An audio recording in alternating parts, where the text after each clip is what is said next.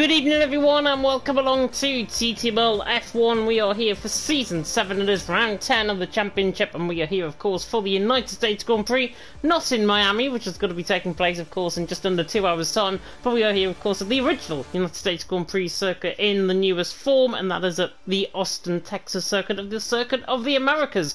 My name is James Hay, going to be taking you through the stream as always on this Sunday afternoon, evening. It's very bright here in the northeast, I think I can tell you that, but joining me in the commentary box as always, it is Mr. Pepsi Freak. Pepsi, how are you doing? It's good to see you here again, James. Home sweet home. Well, metaphorically home sweet home, because technically Montreal's more of a home race than, by distance than Austin. But still, country of the USA, should be a good home race. And I think the drivers, some drivers weren't really looking forward to this race. Others were. But I think it'll provide some great racing here as well. And I think it'll be quite enjoyable.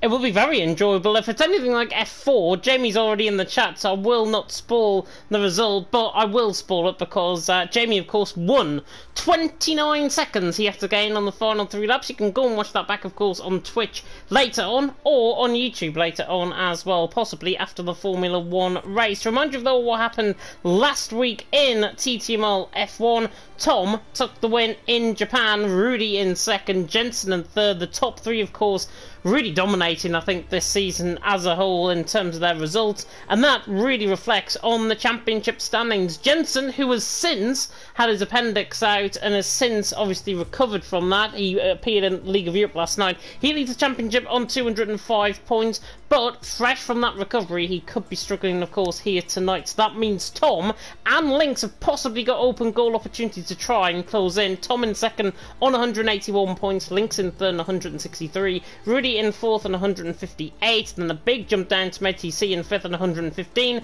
Freddy in sixth on 111, Carlsbury in seventh on 88, Funky Chicken in eighth on 71, and then a tie for ninth and 10th between Zordaber and Black Box. They're both on 67 points. Then we've got Ares, Ewan, Boss Wanted, Steph, and Grosser run off the top 15, Hyper, Darren, Noah, Chokers, and Daniel, the 20 drivers that have so far scored the most amount of points this season.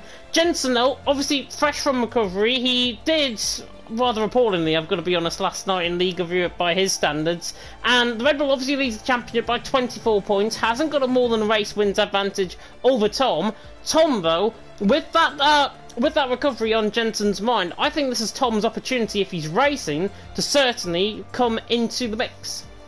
Yeah, this is definitely a good grain to get some good points on, try to catch up, as Tom just joined the lobby, so Tom is going to be here. So Jensen can't waddle away and try to hide, but Jensen's not a spring chicken. Even if he is still not 100%, he will still be a strong driver to pass and a strong driver to try to keep up in the field. So we can't write Jensen off, even with his appendix no longer in his body. He's still going to be a threat there. Maybe a little under the weather, but still very strong indeed. One more thing I do want to address is, Jamie, that there's a shortage right now because this is starting a bit earlier than regular starting time, because we usually start at 2 p.m. Eastern, 7 p.m. BST, and we're starting about 15 minutes early because of the Miami GP, so we can make sure everyone get off and watch that race in its full. So that's why we're seeing a little bit of a late bloom here. A few more drivers will probably join mid-quali or just as the clock hits 1:45 Eastern Standard Time.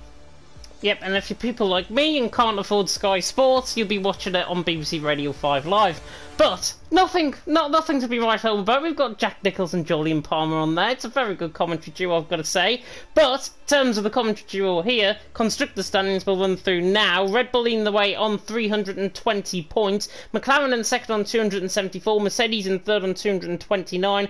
AlphaTauri in fourth on 181. Haas in fifth on 129. Aston Martin sixth on 88. Alfa Romeo in seventh on 83. Alpine eighth on 32. Ferrari in ninth on 28. And Williams in 10th on 23 points.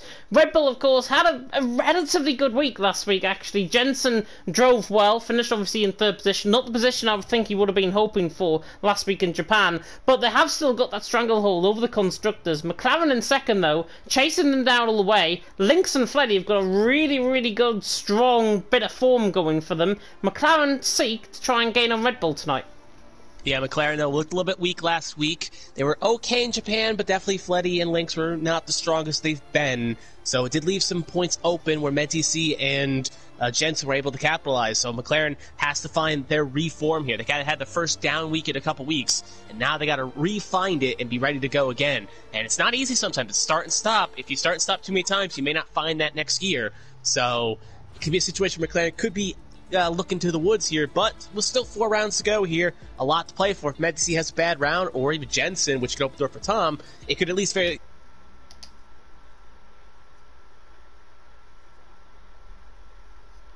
a strong showing here in the land of the Americas.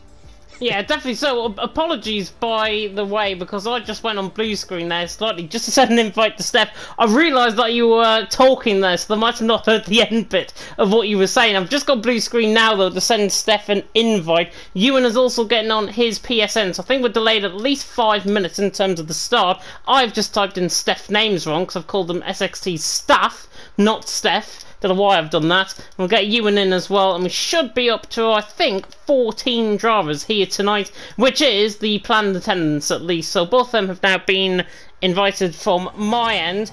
Obviously, coming into tonight as well, Jensen has made the trip over to Visceral Racing.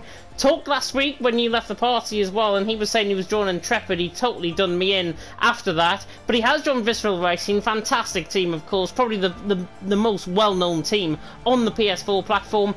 How is that move going to affect his driving here in TTML? Because last night he made his debut for VSR, and he was a little bit poor, I've got to be honest, last night in Canada.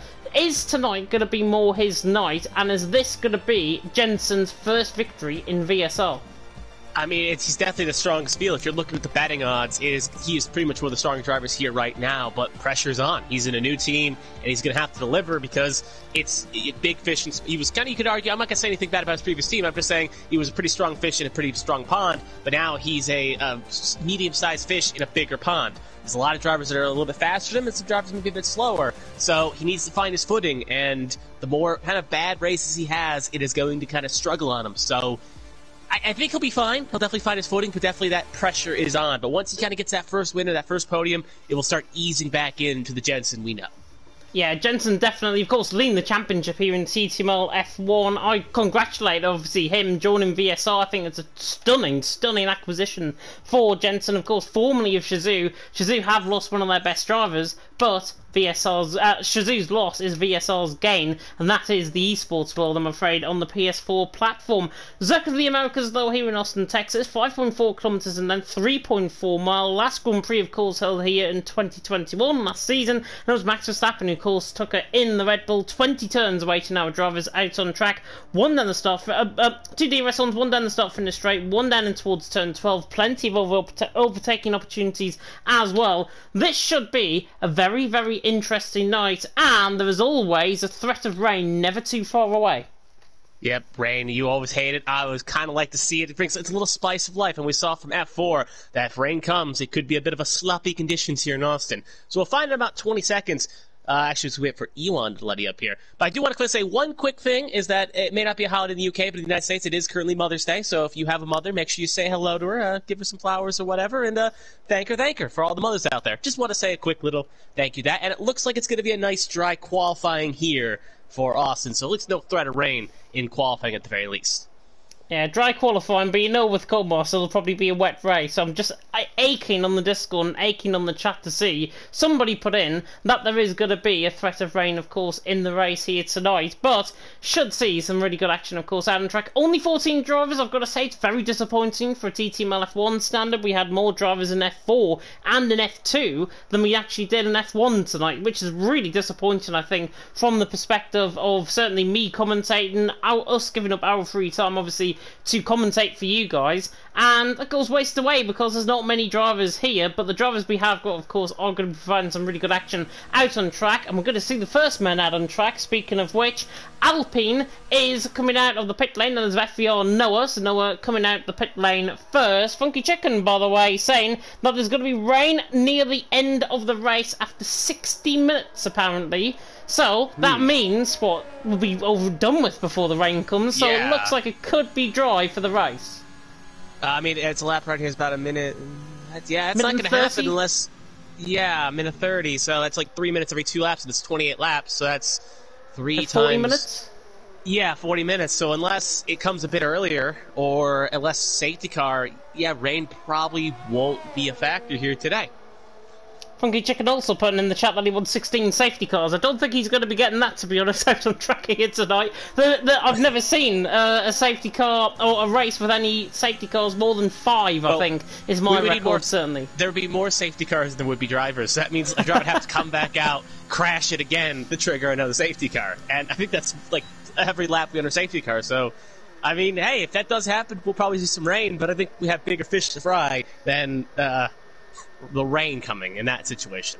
Yeah, if you won 16 safety cars, you can easily go under a 5 lap or a 25% open obviously, and probably get 16 safety cars in about as many laps, to be honest, out on track. Noah's the first man coming around the final couple of corners, coming through the Verstappen corner, as I like to call it, through 16, 17 and turn 18. He's got a Red Bull just in behind. I have a feeling that is Jensen who is the man behind him. It is indeed and we'll go on board with Noah coming through the final couple of corners. Of course, you can invalidate turn 20, so he's got to be very careful on the run. It does invalidate the corner completely as he now comes across the line to start off this lap around this 5.4 km circuit here at the Circuit of the Americas. The run up in towards turn number 1, about an 80-metre run actually in towards turn number 1. Uphill, the elevation changes quite quickly through the first sector. We've now dipped downhill in towards the right-hander of turn number 2, and then in toward the S section, which doesn't mirror Maggots and Beckett's, as I've said in commentary before. Actually mirrors the S's from Suzuka through 3, 4, 5, and then through turn 6, and that was commitment to the fullest as Ewan has retired, and I think that is in the pit lane. Yeah, Ewan has retired in the pit lane, so the Alfa Romeo clearly not happy with something as Noah now comes round and he's just invalidated. Coming out of turn number 9, so we'll go on board with Jensen. He's on a set of medium compounder tyres. Coming out of turn number 9 on the run down towards turn number 10. He's looked quite quick, but Noah, up until that point where he just invalidated through turn 9, he was looking quite quick. And Jensen now on a set of medium compounder tyres should see him go around, I would think, the 132 mark. He's going to pick a bit of slipstream up from Noah on the run down the straight here in towards turn number 12. So we will see, obviously, and there's been a spinner, I think, in Sector 1. Yeah, that is the Haas. I'm going to assume it's Carlos B. No, it's Hyper, because Carlos is not here. Yeah, it was Hyper that made a light little mistake there. Looks like he got pointed the right direction quickly. Maybe he just let the Mercedes go funky chicken. He was on a lap, though, so I'm going to assume he made a mistake. So, yeah, a bit of a kick in the teeth moment for Hyper there, but he'll fledge on here, and we'll cut back to Jensen here, so we'll see what he can do. Yep, coming through Verstappen corner, 16, 17 and turn 18. Oh, catches a bit of a slide actually midway through the corner. Now through turn 19, the left-hander. Oh, commitment through there. Just invalidated. Absolutely typical. That might be this next lap invalidated actually. We'll see if he comes towards the line. And it's not. Luckily for him, but it's obviously not a valid time on there. Then AlphaTauri round through the final couple of corners as well. I think that's not Tom, it's Kaya round. No, it's Tom. Tom's in the last corner right there. So oh, no, he is. Yeah, there he is. Yeah, it's Tom. Kaya's also spun, though, so I guess both AlphaTauris have made mistakes, but Kaya is currently in the S section. So, yeah, Tom going slow. Looks like, I guess, didn't like that first lap. Validated. Here he goes again. And Kaya just spun. So, one AlphaTauri spun, the other one's going a bit slow. Funky Chicken. They want to take out his Kodiak camera and take a photo of that. He is on pole position right now. A sight you don't see often, but a lot of drivers are struggling right now in the conditions to put down times. It seems like they are validating as now Fletty goes P1, but Noah hasn't validated. Hyper's on a run. Seeing him, Jensen's also validated his second run, so he's already kind of feeling the struggle on those medium tires. Daniel's at least on a lap, sector 1.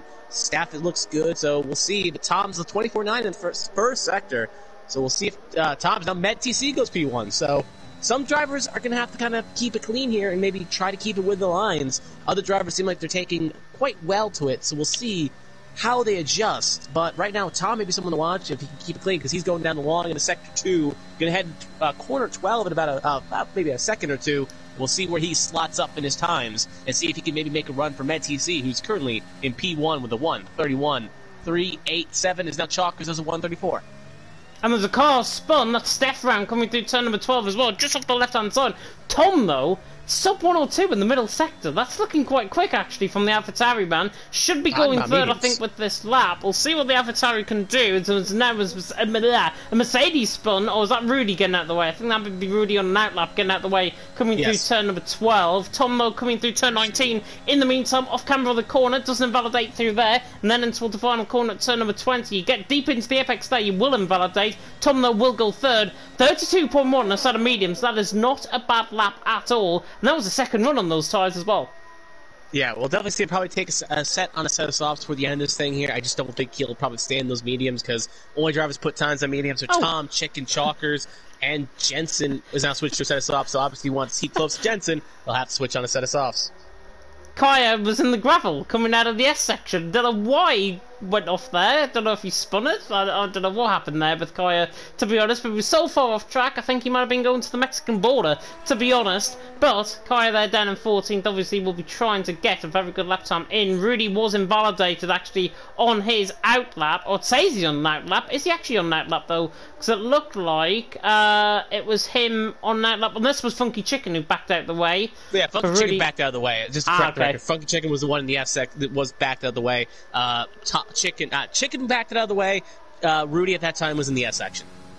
Well, right on board with Rudy then, because he is going to go on to a lap very soon indeed. Good evening, by the way, to everyone that is tuning in so far. Jaden saying, what happened to Black Box because Stefan Dara took his place? As I alluded to on the F2 stream, Black Box actually quit the league. Well, I wouldn't say quit the league. He just felt he wasn't at the good enough pace compared to everyone else out on track in TTML F1. Rudy has picked up this next lap invalidated, which is not that great news. He's coming down towards turn number 1. But yeah, Jaden, just to clarify on that, Black Box, I was messaging him just before, literally, he literally turned around and said, oh yeah, I don't think I've got the pace.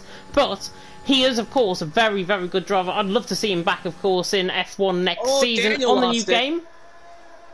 Yep, maybe we'll see him in the next game. They're in new cars. Definitely going to bring some good performance out there. But Daniel just spun coming in the corner where Rosberg got hit by the wing, turn 18. And he luckily doesn't hit anything, but definitely a bit of a scary moment there because he almost clipped the inside wall. But he'll be good, and they'll have to come to pit lane. And even though, yeah, I was just going to say, pit lane's a bit tricky here. It can catch you out if you're not careful. You may go a little bit too wide and clip it, so you got to be careful going to the pit lane here. It's not all funs and roses where you can just hit the brakes. Hit a little bit too wide, you may break your wing, so you're going to have to be a bit cautious. But then Daniel going to throw that way a lap away. But yet, with the 205, is currently P6, just showing a lot of drivers are struggling to keep within the white lines. Lynx is in the pit lane. Noah, Hyper's invalidated on his out lap. Noah was on an out lap. Jensen's about to start a run here, so we'll see what he can do on a set of softs. Can he oust his teammate from P1? Rudy's also validated, so we just went over, and Kai is in the pit. So, yeah, half the field struggling to put down a time. The other half kind of average pace levels, but Medici leads the way. And seeing, yeah, that's basically it right now. We'll see if Jensen, through his first sector, we'll see what he can put down. Oh, beautiful through the S section, through turn 6, now through turn 7, 24-7 through the first sector, purple out of everyone through the first sector, now comes through turn 8, and then to the left hand of turn number 9, that is beautiful, coming out of turn number 9, through turn 10, on the run towards 11, Jensen is on, currently for a 30.8, I think, on this lap, he's looking very quick in towards turn 11, now through, of course, turn number 12, of course, he might have shed that extra weight because of having his appendix out, that's a really bad joke that I've just made. But yeah, it's not slowing him down that much though. He's coming down towards turn number 12. The Red Bull, of course, he needs to save up a lot of battery though. He's going to be on, 5 bars going in towards turn number 12, or very, very minutely close to invalidating. 101.3 through the middle sector. He is on for sub 131 on this lap as Jensen now comes through in towards the final couple of corners, in towards turn 15. Beautiful, beautiful exit on the on the entrance into the corner of turn 15, and then in towards the turn 16, 17, and 18 complex, and he gets a little bit wide. How on earth that's not invalidated, I do not know. Surely he's got to back off the lap, but he does. Jensen, though, might have to come back in the pit lane unless he's going to go for another run. No, he decides to come in the pit lane. But up until that point, he's got a little bit sideways twice now, coming through 16, 17, and 18. So just wonders if that downforce is not good enough on that car. There might be something that he might change in Park Fome. But Jensen down on 11th. Up until turn 18, he was looking very good. Yeah, he was looking pretty good as well there, and it looked clean. He did have a scary moment, you could say, in turn 12, where he took a little bit too much of the curb, but the game gave him a little bit of a pass here. And, yeah, he's just going to have to clean it up, but I think, again, it does show a little bit of a question mark during the race, because I keep saying it, but you've seen it multiple times this season where drivers have been strong, but they have cut too many corners, and they start racking the penalties, 3s, 6s, 9s. And if he struggles to keep it clean throughout that run, it may start being a situation where it starts stacking up, and we may see something we don't see much from Jensen, penalties. And so he'll have to keep it clean, and there's a fine line between consistent and fast, and hopefully he can find that fine avenue. But let's see, Tom's on an out lap right now, Metzi is invalidated, Fletty's currently through the second sector right now. We'll see where he puts. I think you see something that's quite interesting. I'll let you have the floor. It's Fleddy. He's 2/10 up coming through the first sector, and now in towards turn 12. He should be up again in the middle sector, you would imagine. McLaren through the middle sector. 101.3, 3/10. 3.5 tenths up. He's improving. He's going to go theoretically quicker so far, but of course, final sector awaits. And if he's much cleaner than Jensen coming through the Verstappen corner, he's improving 5, maybe even 6 tenths per second in this qualifying session. I would not be surprised if he ends up on pole position towards the end, because Freddie loves it around here in America. Coming through turn 19, and then into the final corner, turn 20, on the limit out of 19, and then in towards turn 20. This is the pole lap so far as Freddie comes around the final corner on the run to the line. 31.2, good lap time from him. Just makes you wonder how Jensen could have been if he actually did put a valid lap time in. Tom, I believe, is on a lap as well. He's coming down in towards turn number 12, and we'll see what the AlphaTauri is going to do in towards turn number 12. Not sure what he was looking like through the first sector, but through the middle sector we will see as he comes down. Oh, that was perfect. Through turn number, he's already quicker. He's 7 tenths up in the middle sector, and he's already a tenth quicker than Fleddy through that middle sector as well. 101.2 compared to 101.3. Tom is absolutely electric on this lap so far. Should be going, you would imagine, theoretically quickest, unless he invalidates through the final 2 corners, which I really doubt it. This should be good from Tom. Through turn 19, on the run towards turn 20, there's a car around. I think that was Noah just off the track there on the left-hand side. But Tom around the final corner, on the run to the line. Oh, it's 130.7. What a lap time that is by Tom. And that is going to take a lot of beating. Well, Matt TC looking in sector right now. He's not anywhere close. Hyper's in the pit lane. Chalk Chicken's coming in. Chalk is in the pit lane. Daniel in the pit lane. Lynx is on an out lap right now. We'll see what he does. Jensen just started a run here, so we'll see what Jensen can do. So far with 15 minutes to go. Oh, Matt TC spun. Matt TC has spun. Coming through the Verstappen corner. And doesn't hit anything. Yeah, just to finish off on that point, what I was going to say is he basically just lost it. Jensen, you notice on his lap there, obviously he invalidated on that lap, but Jensen caught a little bit of a snap of oversteer out of 16 and 17. That's what MedTC did. He got caught on the curb that time, he spun the car around. So, clearly, Red Bull setups are not working in this qualifying session, and they've got 4 minutes to fix it. Yep, Jensen right now is on another cool lap here. He didn't invalidate, but he started slowing down the S section quite quick, and he just invalidated. So that lap's not going to count for Jensen. Jensen's in the put-up or shut-up category right now. He's got 4 minutes to go here. If he pits on this run, he'll have a minute to make an adjustment, and then he'll have to quickly run for it one more time. But he's also using a lot of his tires here, or does he just kind of run with it and see what the car does? He's saving up his ERS. This is going to probably be his last attempt at it, because 3, 2, maybe one more if he speeds through, but this is going to be his last attempt, and right now Jensen's P11, and that is not where I think a lot of people had him currently slated if people were putting bets down. Other than that, Lynx is invalidated, Steph's on an outlap, Rue's on an outlap, Kai's on an outlap, Noah's on an outlap, and Daniel just hit the outlap. But yeah, only driver right now on a run is going to be Jensen. He'll be the first one to cross the line for a time.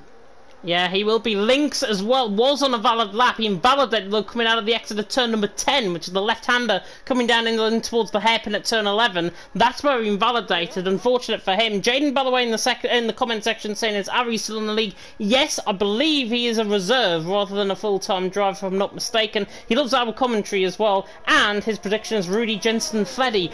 I don't think so. I don't think that's going to come to fruition, because Rudy hasn't got lap time in. Jensen hasn't got lap time in. Jensen now on the lap though, so we're going to see what the VSL man can do. Yeah, I mean, we're going to see what the VSL man can do though on this lap. Coming through turn number 2, in towards turns 3, 4, 5 and 6 through the S section. Clouds beginning to build over the circuit slightly. Oh, Jensen is so quick through the first sector. Coming through the first sector split, 24.6 through the first sector. Absolutely insane. And he now comes through turn 8 and 9. As long as he's not validated that at turn number 9, he's going to be fine. Coming out of turn number 10, beautiful run in towards turn 11. This is looking like the pole lap for Jensen. Yeah, this looks like the pole lap as well, and we'll see what can happen here. Kaya gets looped around here. Haven't seen Tom make a move yet, so I think Tom feels at least a little bit okay at the moment right now, but Jensen has to keep it clean. That is his main gripe right now, is he's made tons of mistakes in third sector. That seems to be his kryptonite here. We'll see how aggressive he takes corner 12 here. Gonna get a nice little entry there. Ooh, good exit there. So we'll see what he can do here. Sector 2, 101.155. That is impressive. I think it's a little bit faster than Tom, best of all. And now we'll see where he is in the last couple corners here. Going through corner 15. Ooh. Now he's got the sweeping section here where they're snapping corners, you would call it. Gonna hit the apex here. Beautiful. 2 corners to go. Easy to invalidate if he goes a little bit too wide here. Gonna hit the entry point here. Beautiful exit. Oh, keeps it good. Little on the green. This is probably gonna be a pole run here. Through the last corner. Gets on the accelerator. Doesn't go too deep. DRS activated. And it's gonna be a 130.819. Not pole. 10th off Tom, and that is that for Jensen. He's not going to have enough time to go for a third run. So Jensen could not steal from Tom. Tom is out in the circuit now. So the question is, does Tom complete his lap, or does Tom just look at that, realize he's safe, and maybe just call it a day? We'll have to wait and see on that point. But on that, MedTC's on a run. He's currently in the first sector. Hyper's well invalidated, so his lap doesn't count. Daniel's also validated, so Noah's invalidated as well. Rudy is at least on a run, but he's on a set of mediums. Second sector, that doesn't look too competitive at the very least. Looks like he's on a slow run as well. So I can't how much time we got left because the thing's blocking it, but I think we got maybe a minute and a half left. Yeah, and I don't know if anyone's going to beat Tom's time. I don't see anyone kind of popping out at me that says it's going to happen. Yeah, we got 50 seconds to go.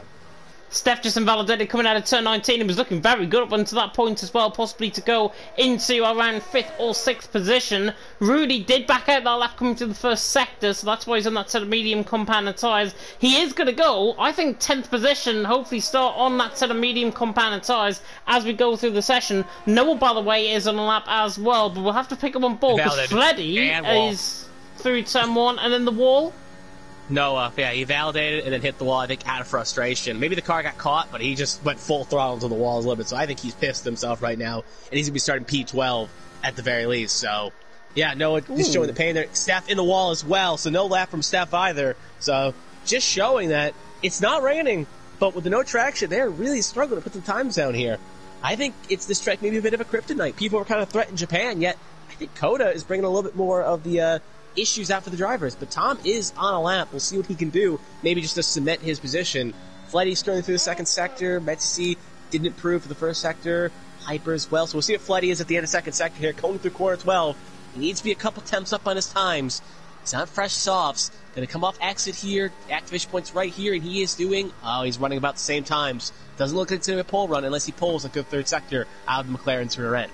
Yeah, Fleddy's coming through in towards 7:15. He doesn't look that quick. Jensen, by the way, is back into the pit lane, so he is done in this session. Really looks like he's done as well. He's just gone on to flying lap, though. Tom, not sure what he's doing to the first sector. Not sure what he's doing to the middle sector either. He's coming in towards turn 11. He's invalidated going through turn 11. Fleddy was very wide there. He surely got to back off this lap because he needs to not uninvalidate that lap to the line. He does improve. He goes third. He was very wide out of turn 19, though, and I have a feeling there could be something to look at in terms of the stewards. There's an Aston Martin gone completely off track, by the way. I think that's Steph that has retired the session. Matey C is 900s up, though. 101.5 through the middle sector. Not as quick as what we've seen from Tom and Matey C. It's Tom and Jensen, I should say, but Matey C is coming through 10:15 now. On the run, in towards 16, 17, and 18. He's looking okay. I don't think he's going to be going ahead of Fleddy, though, at this stage.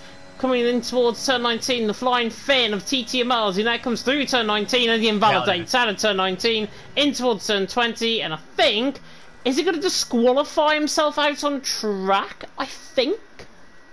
No, that would be silly. I think he just kind of mucked the last corner. He's pissed at himself, and he's just going to now cross the line. I think he's just upset. Because he felt like that was probably going to be a pole run, but he definitely maybe could have jumped Fleddy. Maybe he felt good in the third sector.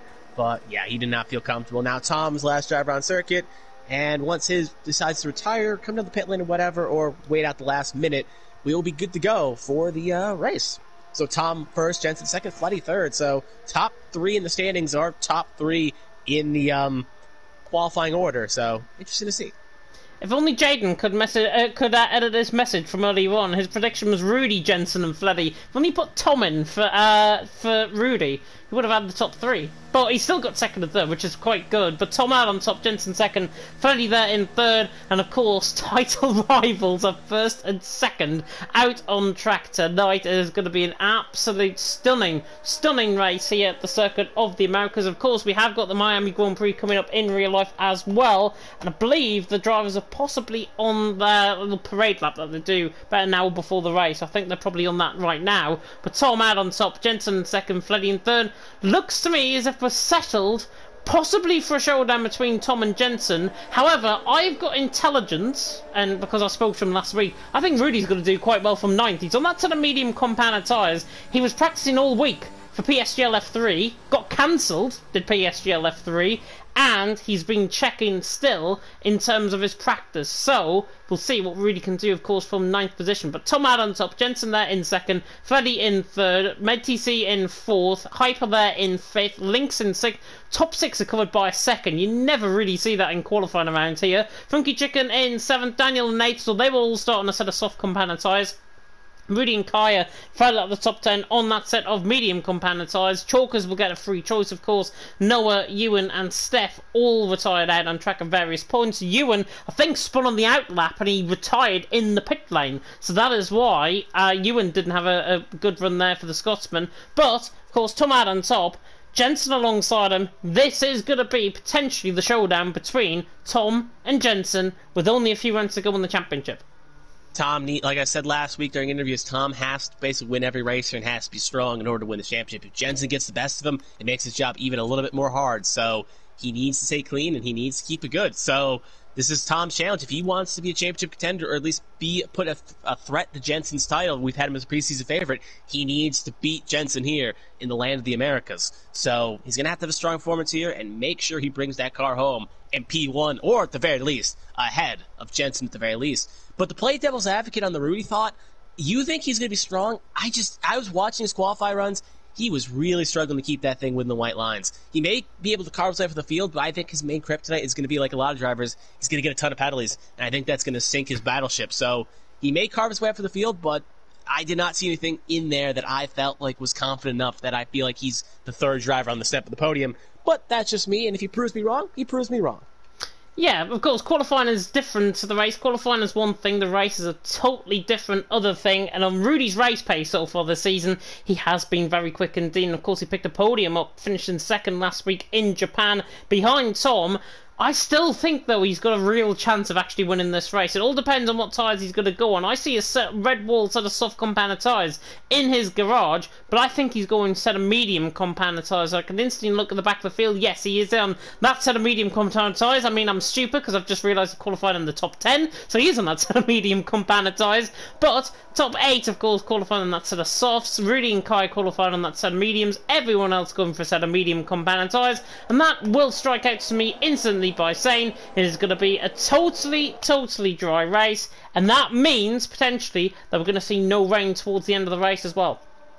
Yeah, unless we get like those 16 safety cars Funky Chicken predicted. Yeah, probably rain will not be coming here. It may be a little bit cloudy by the end, but yeah, it's not going to most likely happen. So we'll have a nice dry session here. No real changes here. Probably a one stop to the end for most drivers. And yeah, that's pretty much it, to say the least. I don't think there's much fanfare predictions unless a safety car comes out early. We may see someone maybe try a risky strategy. But other than that, it's going to be pretty much kind of poetic, I guess you would say. Or like, basically, no surprises.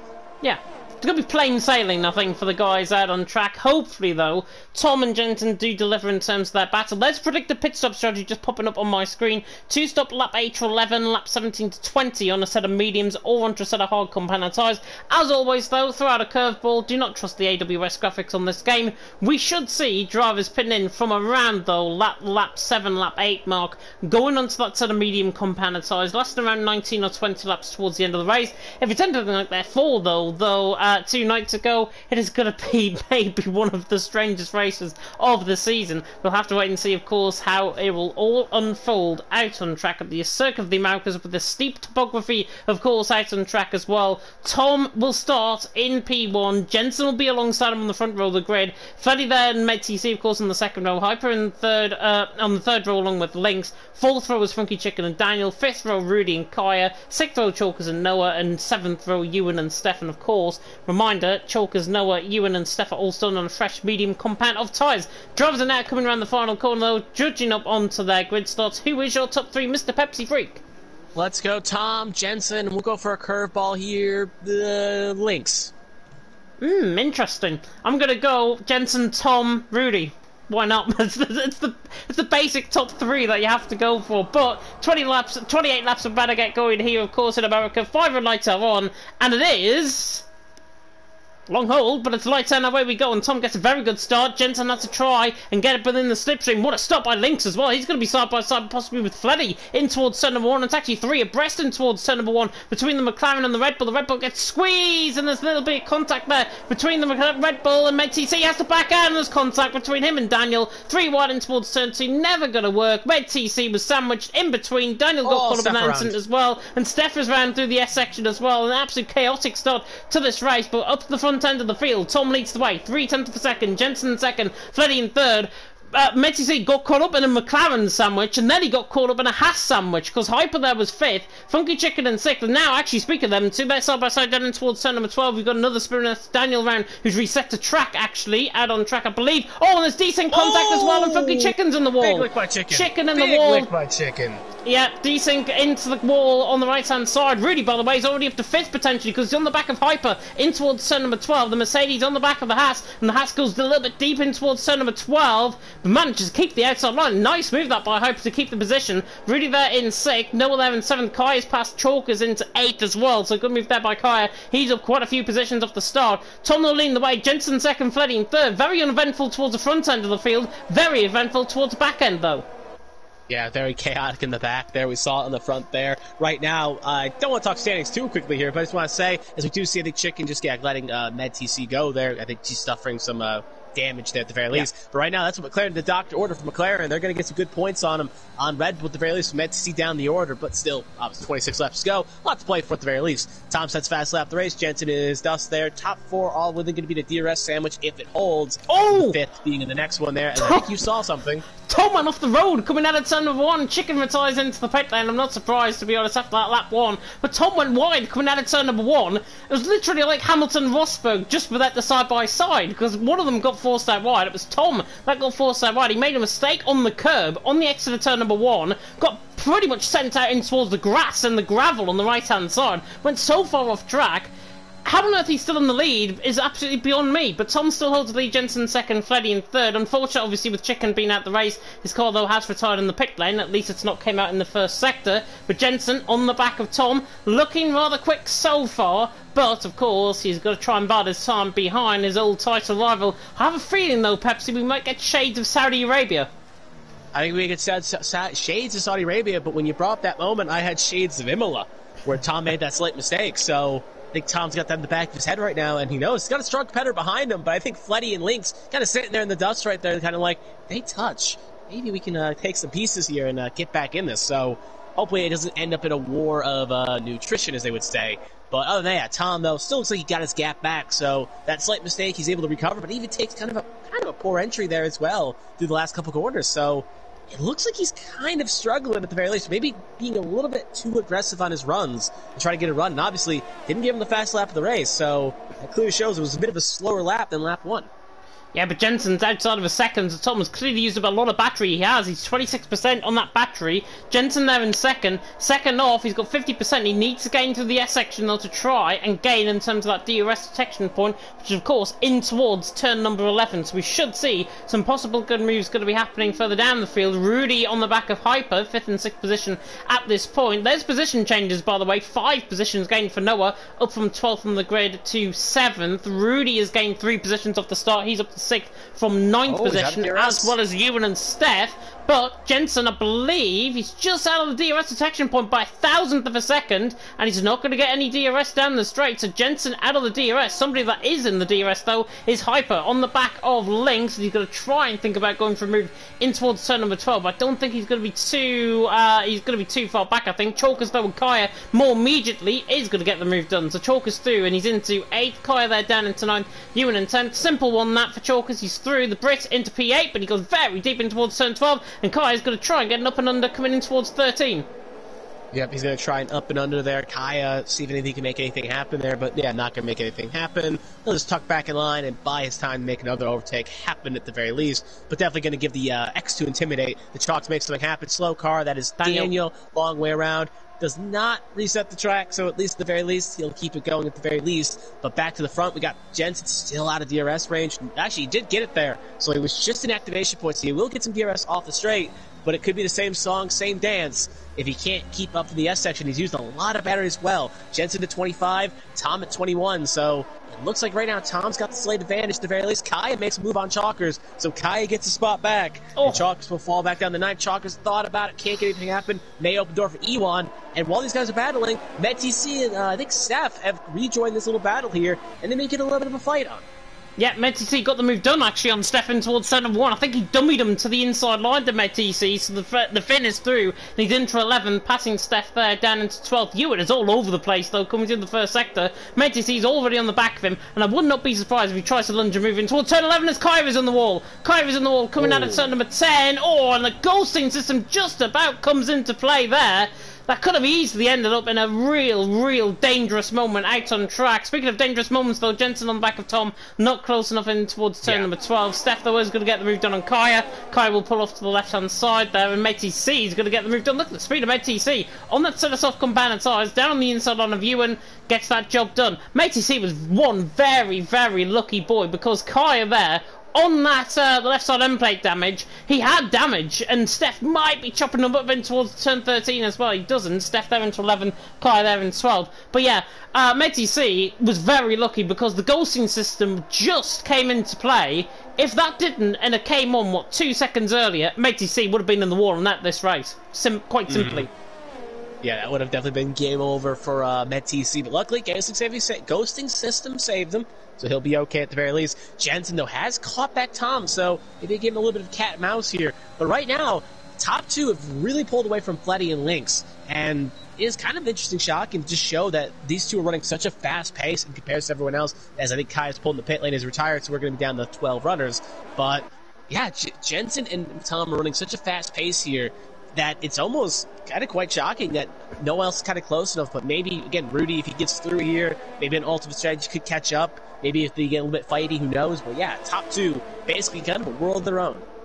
Yeah, I was going to say, 3 seconds the gap. Jensen and Tom are flying away from Fleddy. Fleddy there in third, struggling even to keep Lynx off his back in Hyper. Jensen, I was going to think about possibly going for moving towards turn 12. He hasn't got the ERS on, though. So he's not going to go for the move here. He will wait in behind. But somebody that won't, though, is Hyper on the back of Lynx in towards turn number 12. The Haas down the inside line gets the job done. He's through and he's into fourth. And MedTC is going to follow through on Chalkers as well down the straight. They're still side by side, but Chalkers doesn't get the move done. So MedTC's through and he's into 8th. So MedTC through on the inside line. He's through and he's into 8th position. But Tom and Jensen, they're pulling away from Fleddy 3.5 seconds now the gap.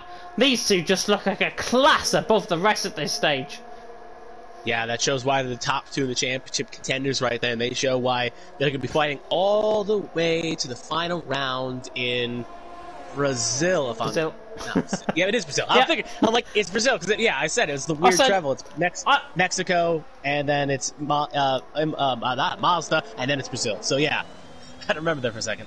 Yeah, I said Abu Dhabi last night, 2 nights ago in F4, and people outed me on the comments, so at least you got that one right, at least. But Tom leads the way, Jensen in second, Fleddy in third. They're 3.5 seconds clear. Fleddy has got really nothing to lose. He's got 3 seconds worth of penalties already. There is the penalties run down so far. About a quarter of the way through the race, of course. We should be on time to finish before 8 o'clock, I think, here tonight, which is good because we can get a load of interviews in before the end. But I just think Jensen might try and go for the move here on Tom. They're going to think about one eye on the pit stops.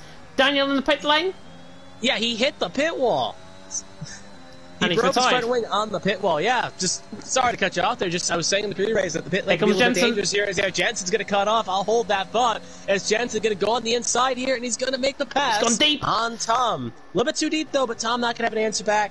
Cover off there. Jensen takes a spot, and Rudy passes Lynx as we were watching that. So put the Jensen at first, Tom second, and put the Mercedes ahead of the McLaren for 5-6. And Noah getting a little bit feisty in 7th could make something happen as well. But I don't think Tom's going to let that sit down here yet, because they both kind of saving ERS, and I think Tom may answer back here sooner rather than later. Yeah, Rudy's mediums, though, beginning to come into play so much quicker than Hyper and Fleddy ahead of him, and Fleddy now is going to have to think about maybe going for an undercut strategy on both Jensen and Tom. Not going to come in the pit lane this lap around, neither do the top 7. The top 7 remain out for now. Of course, Rudy will be staying out as well as Noah, as Steph has picked up a penalty coming through turn 19 there as well. Jensen leads the way, though, in towards turn number 1 on lap 7, so we are now a quarter of the way through. Noah's going to go for the move on Links, though, down the inside line. That's an absolute send from Noah. What a move that is from Noah. I was late to the party on that one, but Noah's through and he's into 6. Caught the end of that, and that was a lovely lunge down the inside line. Got the job done in towards turn number 1, and Noah, I was saying, mediums are coming into play. Noah's just proved it. Yeah, they're coming. He's on fresh mediums, a little bit fresher than Rudy, so about 1 lap, so we'll have a 1 lap advantage on some of these drivers. But yeah, just shows that the tire was a little bit stronger there. Tom, though, losing touch distance to Jensen. Probably will get back on this straight, but definitely looks like he's struggling. I may see Tom pitting this time by, maybe 1 lap sooner on Jensen, just because it seems like he may have used his softs a little bit harder than Jensen did. Yeah, I mean, they've lost 5/10 of a second as well to Fleddy. Obviously, they're going to gain that time back down the straight because they're in the DRS train. Hyper on the back of Fleddy, not looking close enough in towards turn number 12. Oh my goodness me, he was nearly in the back of him on the brakes. How on earth he got that car stopped is beyond me, but he's there in 4th still. Really there in 5th, Noah in 6th.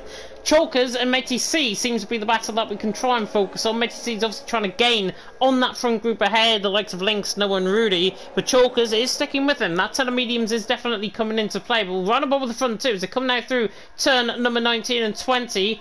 Neither of them have decided to come in the pit lane this lap around. If I was Fleddy, though, I'd be immediately, or if I was in this group, the second group, I'd be immediately coming in the pit lane. Undercut is better than overcut. Mediums normally come into play from around lap 8 as well. I'd be thinking of coming in this lap around, trying to get an undercut if Jensen and Tom don't come in. Yeah, Betsy C will be the first one to try it here. If I was Lynx, I would have probably done it, but he's in the back of this train. He's got nothing to lose. But yeah, Betsy C will be the first one here. He'll be going on a set of mediums, so we'll see how much time he can gain on that second pack there and see if he can get a little bit closer after that little bit of mistake on lap 1. But yeah, we also got Noah out in the back of Rudy, but yeah, the question mark is, how aggressive does Rudy try to pass Hyper and Fleddy? Because right now he's on a set of mediums.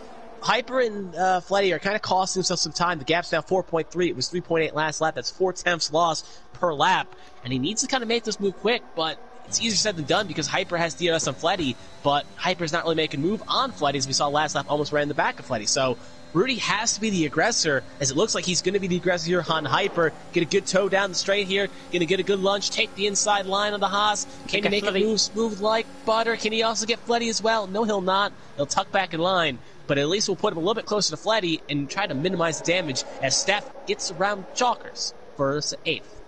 Yep, job done from Steph. Aston Martin down on the inside line towards turn 12, gets the job done there. Tom on the back of Jensen, 4.6 seconds left, getting another second over the last 3 laps or so. Funky Chicken, by the way, in the admin chat saying he'll be dropping out the remaining of the race, and he keeps getting desynced these past weeks, and he has no idea why that is the case. We saw that obviously contact coming out of turn number 11, and that was desynced contact. Fleddy, though, is into the pit lane. I was expecting him to do this, and he has, and also Hyper has came into the pit lane. So both in from a set of mediums, or onto a set of mediums to a set of soft compound tyre. Tom was getting quite close in towards turn number 1 as well. But take a picture now, it'll last longer because Jensen leads the way, Tom in 2nd, Rudy in 3rd, and whose prediction is currently on the case? It is my prediction, 1st, 2nd and 3rd, and currently it looks pretty good, but it all depends on how Fleddy and Hyper obviously treat this lap coming out, with Rudy obviously going to be extending his strategy, I would think, to around about lap 16, 17, 18. Yeah, that's if he's going to go long in the tooth here, and he's going to get a slight advantage here, so he's going to use it. Noah's going to be hounding the back of him, so he's going to keep Rudy honest and make sure he keeps the pace and stay close. Looking at ERS here, Tom's using a little bit more. I think Tom may be on an in lap because he's using a lot of his ERS to stay close to Jensen, so I wouldn't be shocked to see Tom peel off. Jensen not using as much, so maybe Tom comes in this time, Jensen doesn't, or maybe both come in, but keep an eye on the pit lane here because I think both will be making a lunge along with Lynx. We'll see probably the last of the software is coming out. Lynx is de-resing, so I think he's coming in. So, yeah, a couple drivers definitely going to be coming in at the end of this window here. Question is, how much time can Fleddy and Hyper get on the undercut? They obviously won't catch Jensen and Tom because it was like 5 seconds, but they can maybe close in a little bit here and see how much they can gain. Going through Verstappen corner again, Tom not going to be close enough to get around Jensen or anything. So we'll see if they pull off to the right here. Sorry, left, not the right. And we'll see Jensen going to stay out and Tom as well. So my prediction was wrong. I kind of thought Tom was coming in, but I guess they want to go 1 or 2 more extra laps to make sure they get fresher mediums at the end. Well, I think they're going to realise as well that Rudy and Noah's going to obviously fight for position and behind. Lynx is obviously into the pit lane, now from a sort of soft compounded size onto sort of mediums.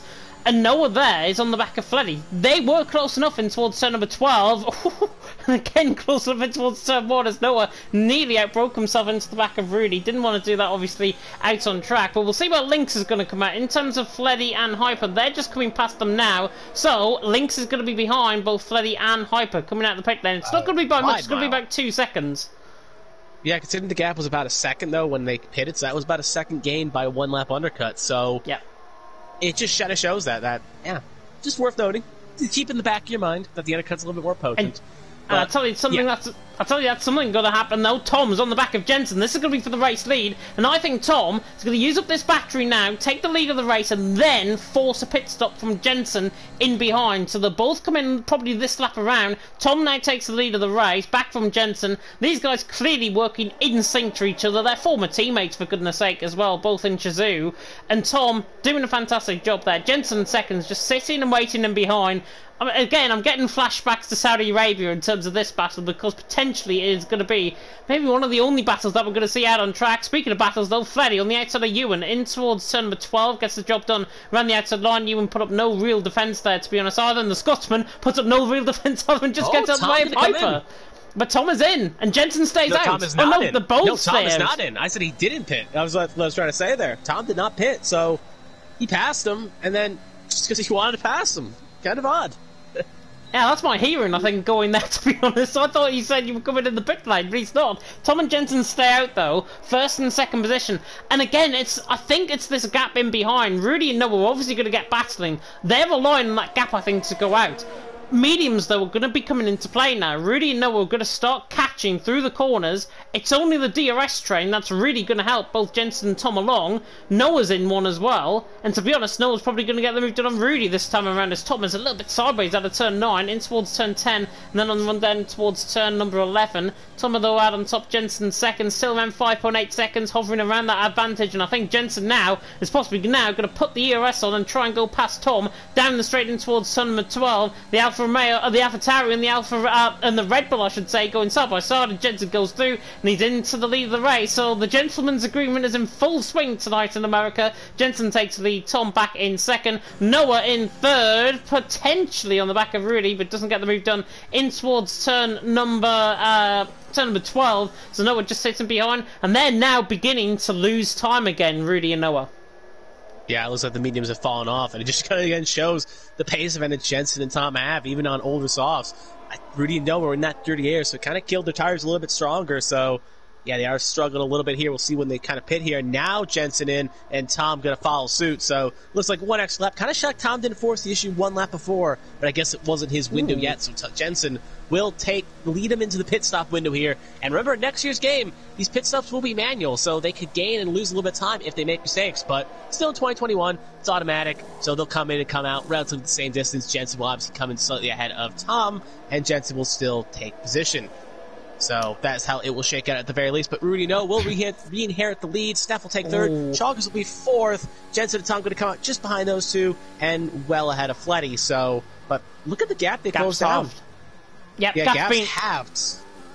And more than halved, actually. It's under 2 seconds. It was 5 seconds, I think, before they came in the pit lane and behind. Lynx, by the way, is having a battle with Ewan. Coming in towards turn number 3. Oh, and there's a bit of contact, actually, in through the S section. As Ewan holds on to the position. Lynx was trying to go around the outside. He's on much fresher tyres, Lynx. He's just bided his time, I think, the Brit, on the back of the Scotsman. And the Scotsman, I think, is probably going to make a mistake more than anything else, because Lynx is all over the back of him. In towards turn 9.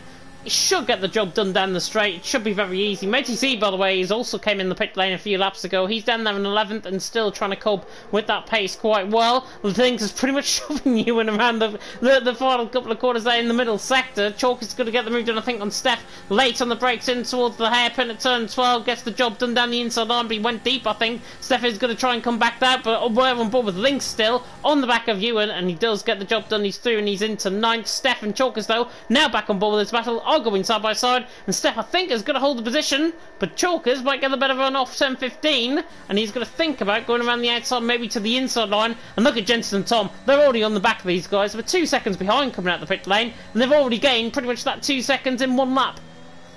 Yeah, that is kind of interesting to note there at the very least there.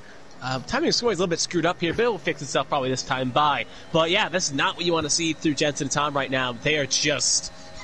they're just sitting there, and they're just kind of shocked because, like, they're battling for third and fourth. They have a right to battle, but Jensen and Tom are like, come on, we're championship leaders. How aggressive will Jensen make it? Because he's going to have a move on Steph, but you don't see moves happen in the S section, especially when they're side by side. Jensen touches the back of Steph. How aggressive will Jensen be here? Because he knows if he sits behind, Tom will pass, but they have a right to battle. No blue flags, no anything. No gentleman's agreement for the slower cars. So they're fighting their own battle, and you have to pass.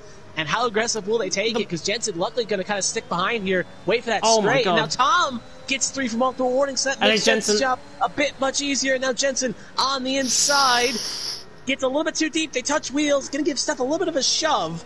But Jensen going to get around. Now Tom has to follow suit quickly here and maybe try to make a 2-for-1 here. Steph's going to have DRS, though. He's going to try to make move on Chalkers. Tom's like, could you wait one more lap, please? As now Tom will get around. So Tom gets around both cars. Both make it pretty painless, but it looked like a bit of a toothache. Now, if I was Noah and Rudy, I'd be thinking about coming in the pit lane a little bit earlier, because they've been held up a second compared to Fleddy and Hyper. Hyper, by the way, got the move done as well on Fleddy down the straight. But they have been cost so much time. They're now clear of the traffic, basically, Steph and Chalkers. But they've been cost a second. That second come back to bite them, especially with Tom now picking up that 3-second penalty. That is going to come back to bite Tom, especially at the end of this race. It all depends, though, on Jensen. I've seen him run wide a couple of occasions, but I think he's okay in terms of the warning so far. We're going on to lap 14. Noah leads the way, Rudy in second, Jensen third. While we've got a little bit of break in the action, actually, would you mind checking the race director for Jensen? Because I have a feeling he's got a couple of warnings. He's only got one. He only got one, and that was on lap 2. Because, yeah, his name popped up only once on lap 2. And other than that, he's clean. Tom got his first one rock up on lap 12, and then he got ones on 13 twice, and that gave him the warning on 14. So he's actually just got one on 14 as well. 3 on 13, so 13 was a bit of a poor lap for Tom, and that got him his 3, and now he's got 1 extra warning, so 2 more, and he'll be adding another 3 to his time. But Jensen right now can take it a bit easier because he knows he just has to stay in touch distance of Tom, and as long as he doesn't get 2 more warnings, he's kind of in the catbird seat, so Jensen, it's in Jensen's hands right now. Let's put it like that. Yeah, it is in Jensen's hand at this moment in time. Stephen Chalker's obviously got to try and hold up Hyper and Fleddy. Fleddy's dropped off the pace all of a sudden. Not sure if there might be a bit of an issue. He's dropped out of DRS range. That is why he's losing so much time over Hyper. Hyper there in 7th position. Oh, he's got to absolutely send one down the inside on of Chalker's. Thought about it. That was similar to remove what we saw with, who was it around here that I saw? PSG LF6 it was on Monday that I saw move. I can't remember the driver who it was, but he absolutely sent it. It was one of the TTG drivers, but I can't think of the TTG man in PSG LF6. Correct me if I'm wrong, but I think it might have been Slash, I think it was, in F6, who dived down the inside line into turn 12 and got the job done. So, yeah, it was a bit of a weird one. No, actually, no, it wasn't Slash. Was it? I'm trying to think. Oh, no, it was Noisy. It was Noisy on the back of Slash in TTML F2 on... When was it? Thursday. Yeah, it was Noisy. He dug down the inside line, and I literally said it was probably one of the most ridiculous moves I think I've ever seen. And it was, because he was 4 tenths back, dug down the inside line. Hyper tried that from about as far back as what Noisy was. Didn't get the move done, and I think, to be honest, he didn't want to risk the move, but Chalkers has just picked up a penalty in front of him. Yep, Chalk's got another 3 added to his name as well, so we're going to have to put him and add another little number to him, and that will bump him up a little bit higher. But, yeah. Right now, though, Rudy's still in the back of Noah. They're both kind of gapping. Gap is now down to 2 seconds. Remember, it was 9 when they were behind Chalkers and Steph, and now it's down to 7, so they are closing in. So they may have to be a little bit on the aggressive of pitting sooner rather than later. But we do got Hyper on the back. Chalkers here, hounding the back of him. If he doesn't make the move soon, Fleddy may force the issue on Hyper. Chalkers trying to... Tom and Jensen! Oh, Tom and Jensen. Tom makes a move on Jensen. Down the inside line and towards turn 12, gets the job done even before the corner. Chalkers absolutely dummied it down the inside line, and Hyper's going to get them both on the 3 wide. Oh, Hyper on the grass. Hyper's on the grass, and Fleddy's involved in this as well. So Fleddy's now on the back of Chalkers and Steph, 5th and 6th position, and they're going side by side. Steph and Chalkers now through 10-15.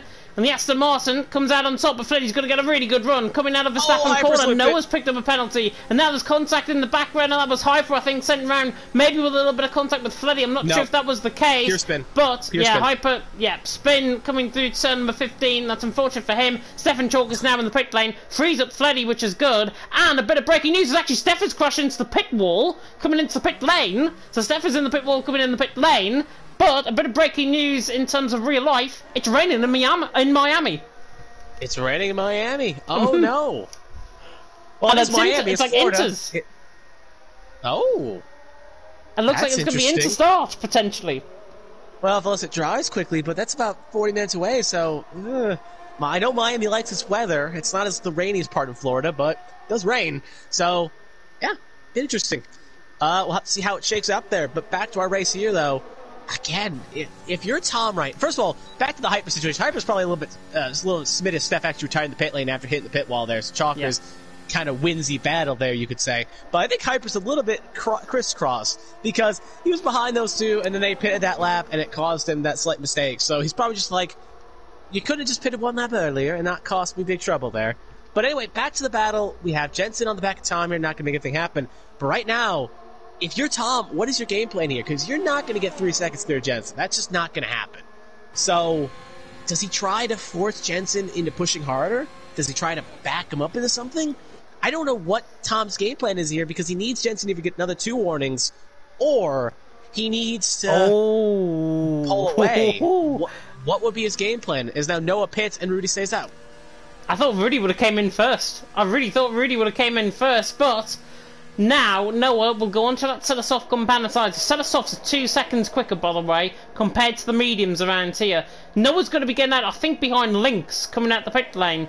And Noah will be purring on the back of the McLaren. In fact, he's going to be possibly side by side with them coming out the pit lane. And he is going to be side by side with them coming out the pit lane. Lynx on the outside line. There is Noah, and Noah's right behind him. Noah right behind coming out the pit lane. So Noah's going to be purring, as I say, on the back of Lynx in the McLaren. But now Noah, fresh soft compounder tyres.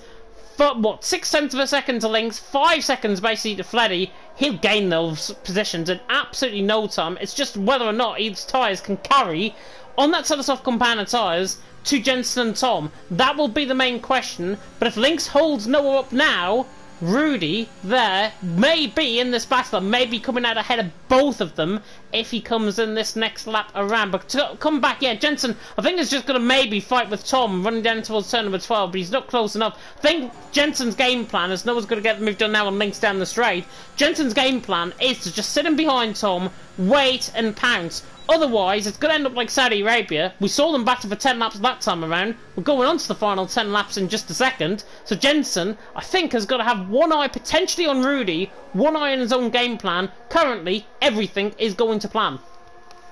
Yeah, everything is going to plan at the very least right Rudy's now. in.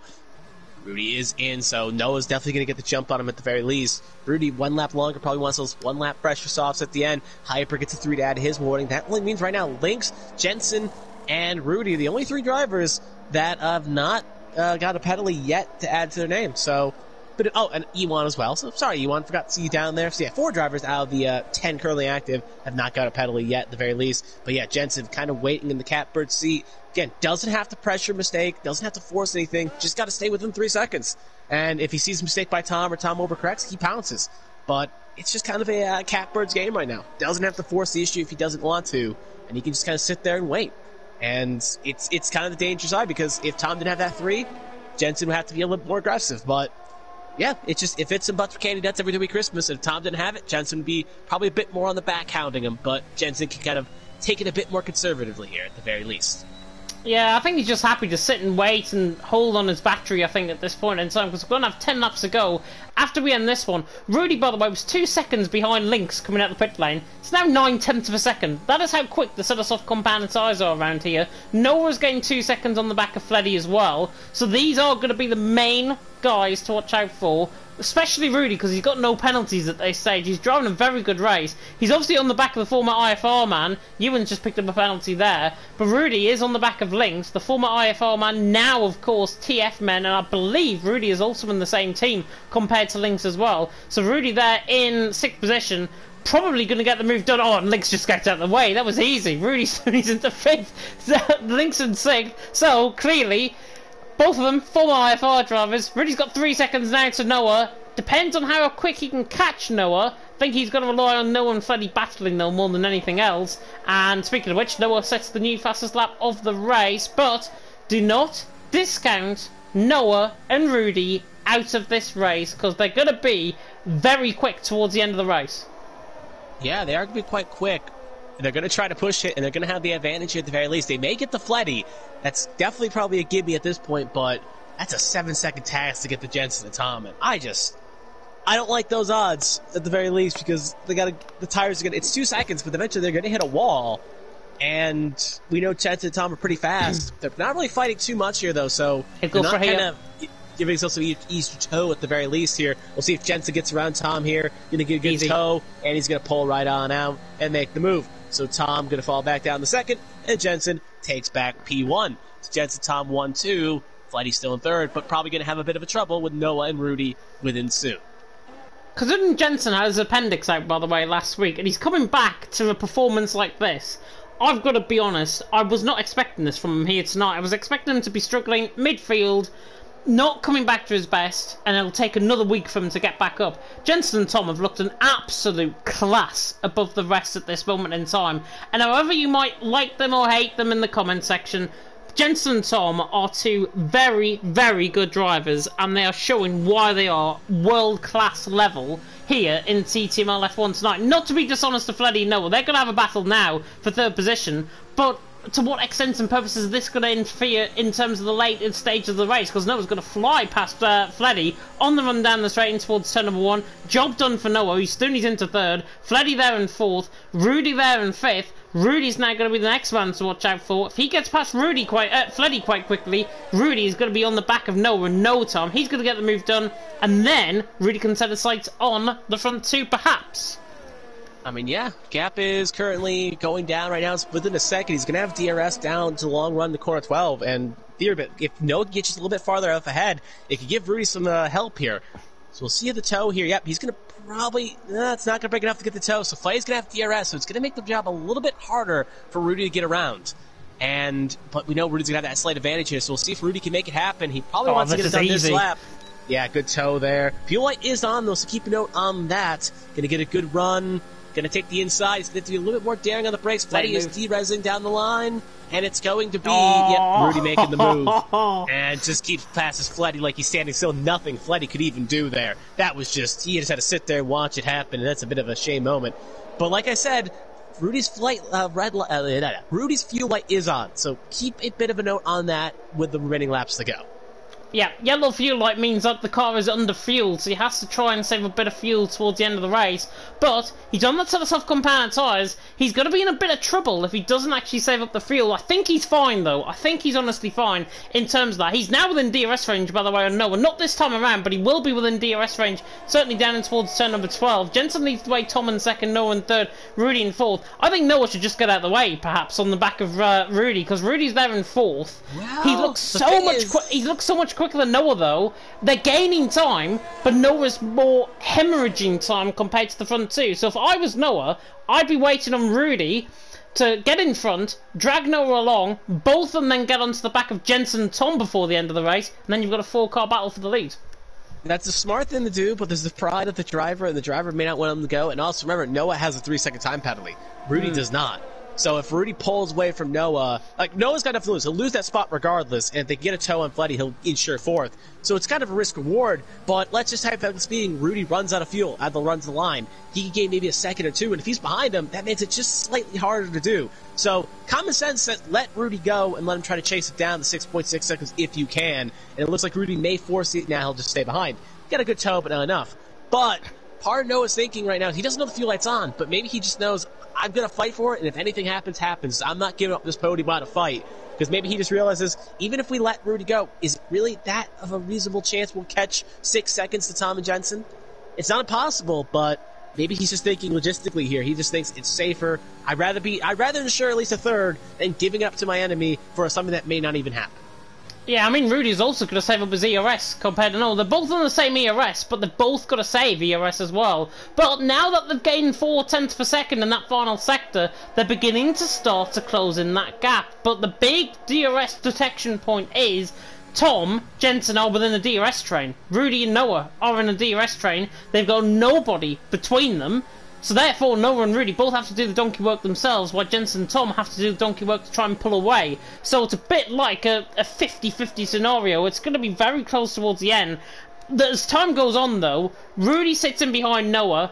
I think this is the wrong call, honestly, from Rudy. He's just sitting waiting in behind. Maybe he has to save up the battery last lap around. But if that's the case, there's a spinner coming through turn number 2, and that's Hyper round coming through turn 2. So he is down there in 9th. Has he picked up any front wing damage? I'll quickly check on. I don't think he has. Yeah, I think he's just spun on the car. Rudy, though, again on the back of Noah. Doesn't seem like he's close enough. The DRS, though, is very potent around this track. And Rudy, perhaps, is going to use up the bit of battery to good effect as he's just waiting behind. So Rudy is just sitting, waiting behind, and I wonder if this has got to do with his fuel, because he doesn't want to go for the move. If he's underfueled, I can see why he's lifting and coasting in towards turn 12. Yeah, he's lifting and coasting. Maybe just doesn't have the resources left. So, again, fuel light is still on, so worth noting. Only other driver that has the fuel light on, just in case you were curious, is also MedCC.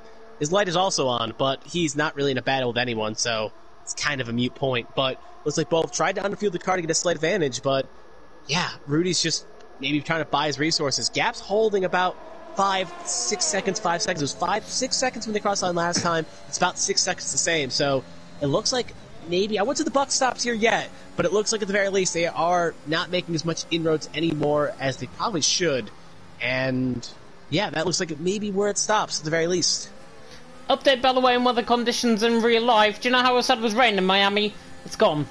It's sunny now out on track. It's beautifully bone dry, the track. It's probably done a bit of good to the surface as well, the track temperature as well. So, could be a very interesting race in Miami, of course. That's going to be in around 40 minutes' time. We are going to be around 10 minutes away from the end of the race here in TTML F1, which means about 10 minutes sort of interviews will be done by 10 past 8. I can go in the shower, and then, of course, we can get going, of course, for the Miami Grand Prix in real life. But Tom, on the back of Jensen, just seems, I think, settled, maybe, that he doesn't want to try and go for any sort of move. It's not going to rain. If it rains, it's going to be the final lap of the race, but I cannot see the rain actually changing, interfering. The clouds are building over the circuit, but it's going to turn cloudy.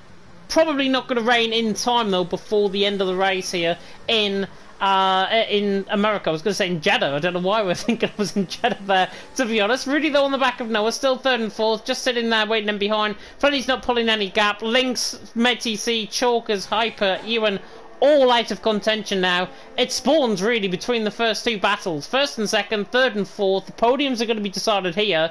But Jensen holding his own out in front. It's looked like a very consummate drive, and with 5 laps to go he leads. Tom is nearest title rivals on the back of him. But if Jensen outscores him, of course, in theory it looks like he is going to, unless he picks up a 3-second penalty, of course, that will be, I think, around a 30-point advantage, if I'm not mistaken, going into the next couple of races. Yeah, it'll be 29 points, I think, going into next week.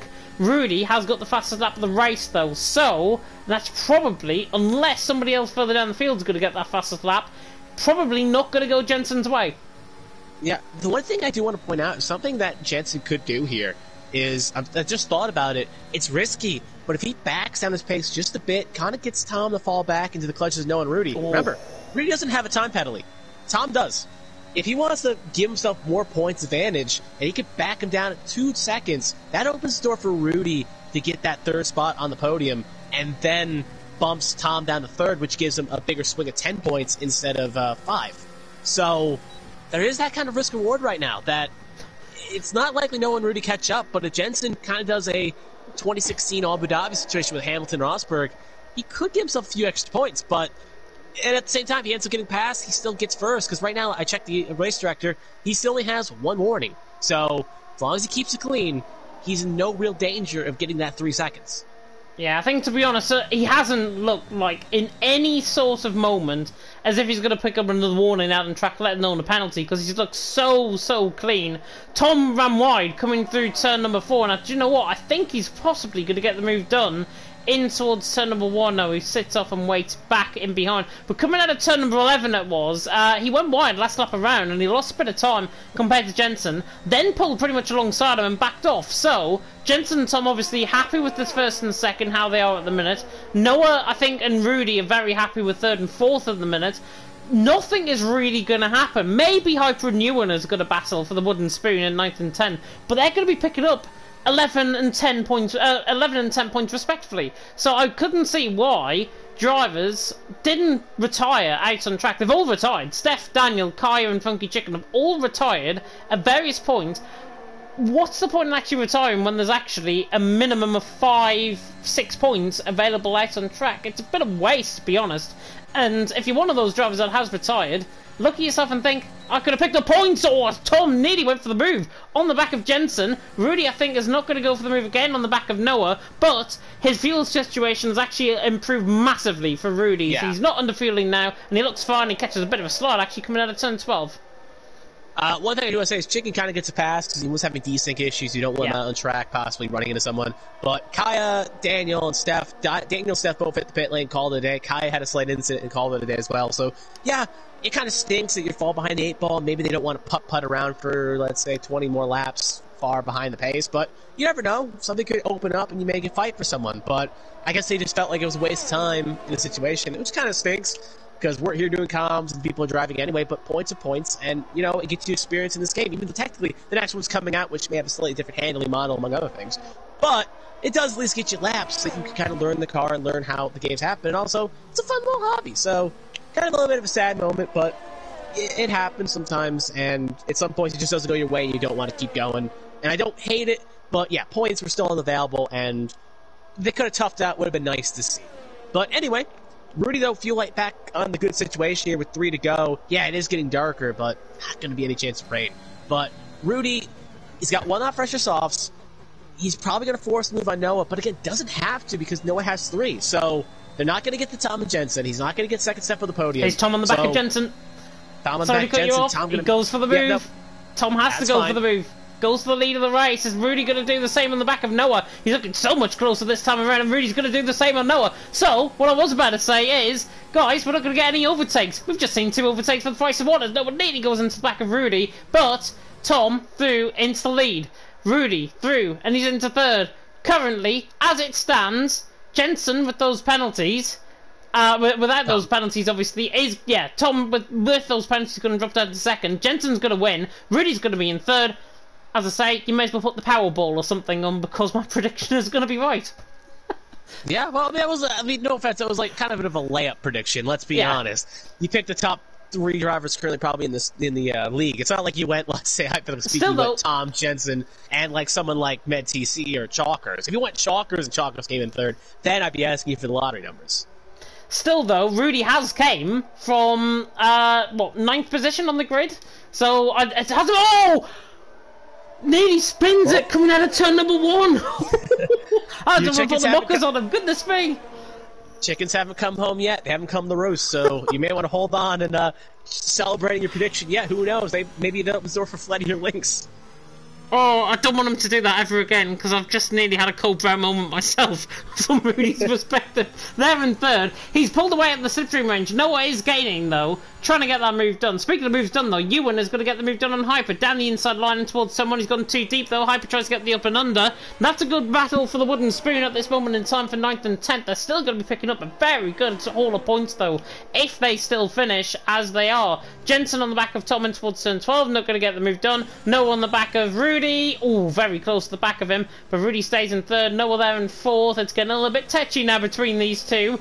Maybe threat of rain on the final lap of the race as well. It's not going to wet the track at all. It is going to be dry running to the end of the race. And it's Tom that leads the way. Jensen second. Rudy in third. And with a final lap to go... Ooh, it's going to come down to the wire. I think Jensen, though, he needs pride out on track. He wants to go for the race win, I think.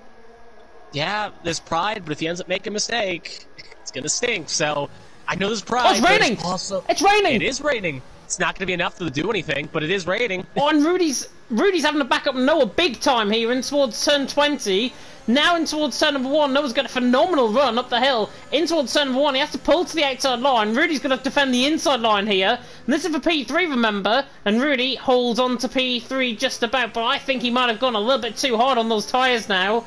But even with the penalties, it's still looking very good from Rudy's perspective. I just hope he doesn't spin out on track. Noah's all over the back of him, though, coming through the S section. And do you know what? I think he could get turn 6, doesn't get the move done, and Noah has to come out of the dirty air there. But he's still all over the back of him. Jensen as well, all over the back of Tom. We're going to see really good moves as Noah's through on Rudy. Rudy made a mistake, I think, coming through turn number 9, but that might be tactical. It might be DRS related. Tom's going to try and burn his battery, though, down the straight, but with the DRS, Jensen is on the back of him. Is he going to try and lunge it down towards turn number 12? Look at the closing speed of Jensen. Pulls to the inside line, in towards turn number 12. Pride is more than anything, and Jensen gets the lead of the race, but Tom's going to have a phenomenal battle. This is now heated up very big into the final couple of corners, coming through turn 13. Tom is on the outside line now for the inside of turn 15. He still doesn't want to give up the fight, and then AlphaTauri is back through into the lead of the race. So Tom leads the way. Rudy and Noah are having the same battle as Noah gets forced off track now by Rudy. Look at how wet the conditions have got as well. It could be inches potentially before the end of the race, but Tom is coming around the final couple of corners. What a great final race this has been here, or final lap of the race this has been here in America,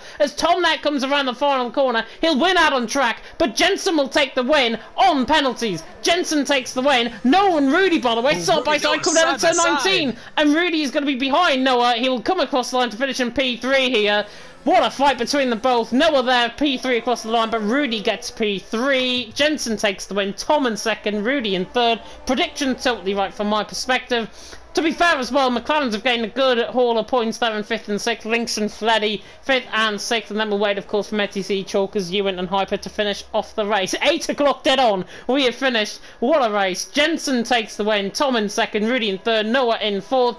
And that all came down to Pride on the final lap of the race. But look at how wet the conditions have got out on track. We had a safety car. Potentially could have been Inter's final lap. Yeah, it probably could have. We had a safety car. It definitely would have raised a bit of a red flag there at the very moment there. One other thing I do want to point out, I took a look at the race factor on that last lap.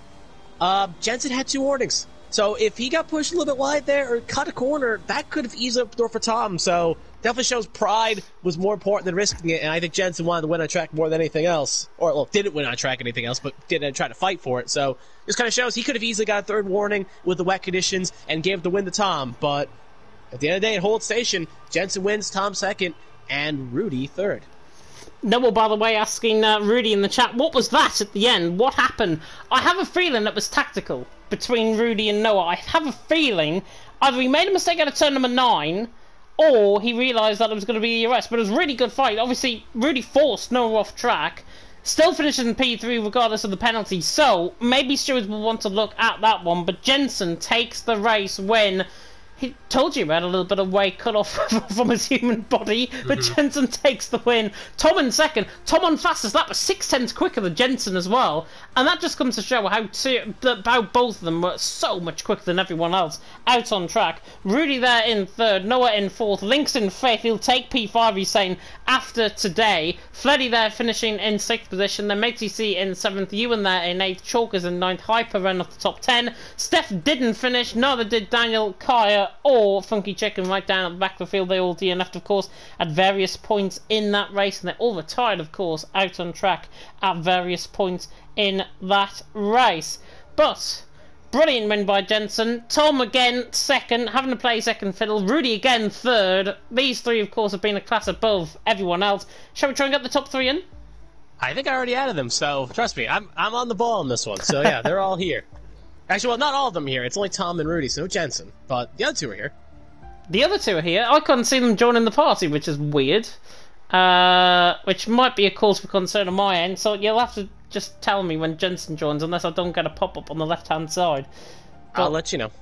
Yeah, hopefully he will join, because my pop-ups don't appear to be working, it seems. So, I mean, I didn't even hear the other 2 join as well, which is weird. But, brilliant race, obviously, that perspective, Pepsi. We'll have to talk through that, obviously, as we come to it. I'm just checking once again and going blue screen that Jensen is not here at the moment in time, which he isn't.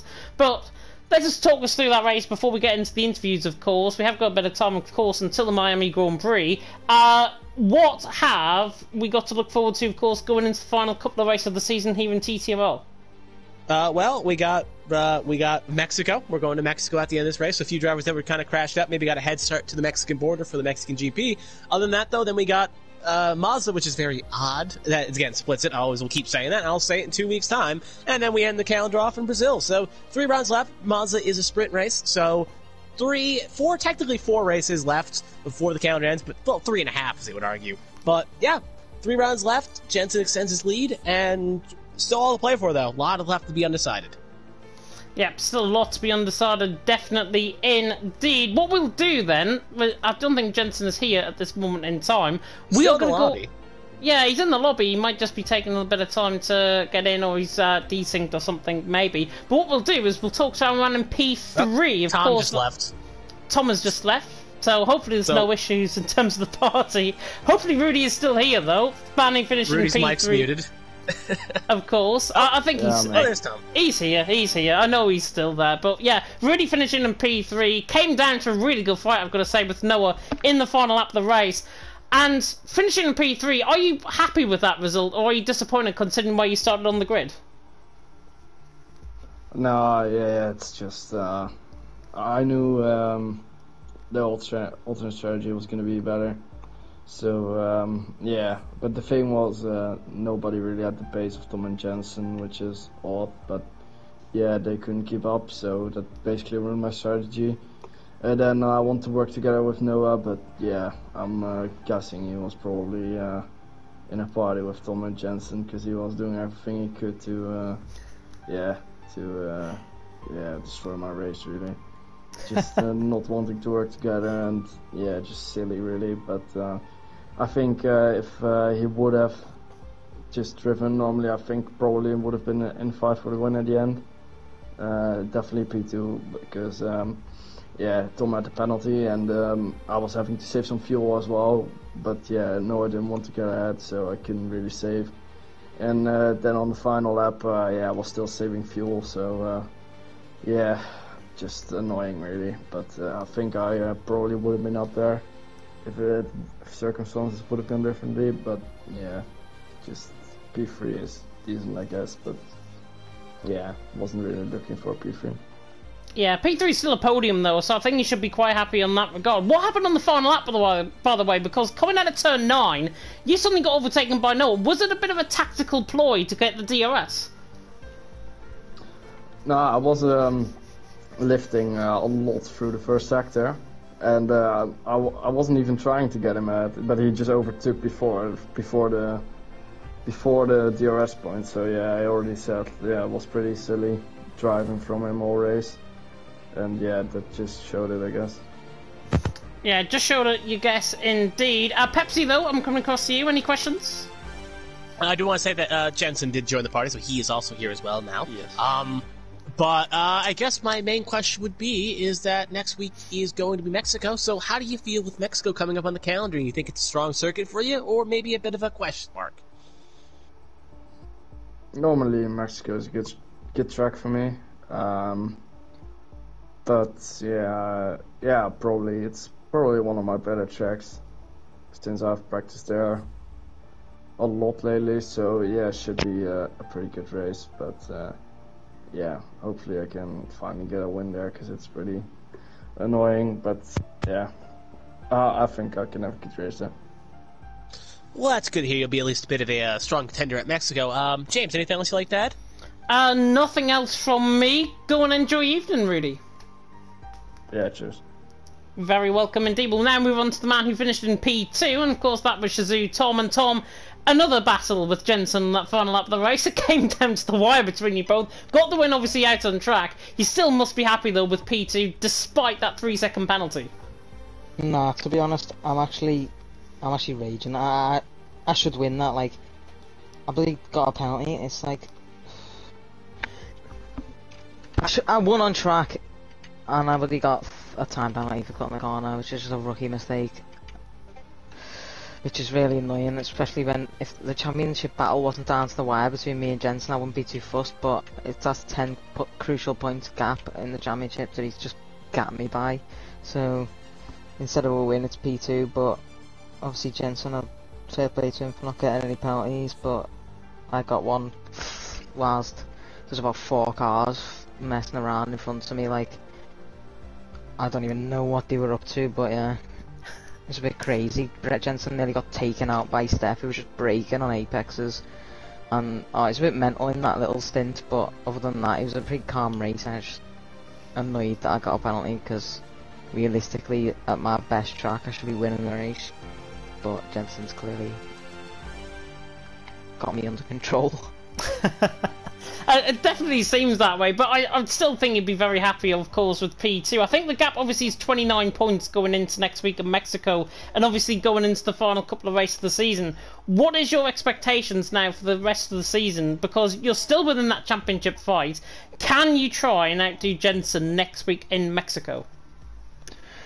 Well, maybe I can try and outdo him, but it's Jensen. Like, I swear he's DNF like twice in his whole career. Like, this guy just never seems to crash. He's OP.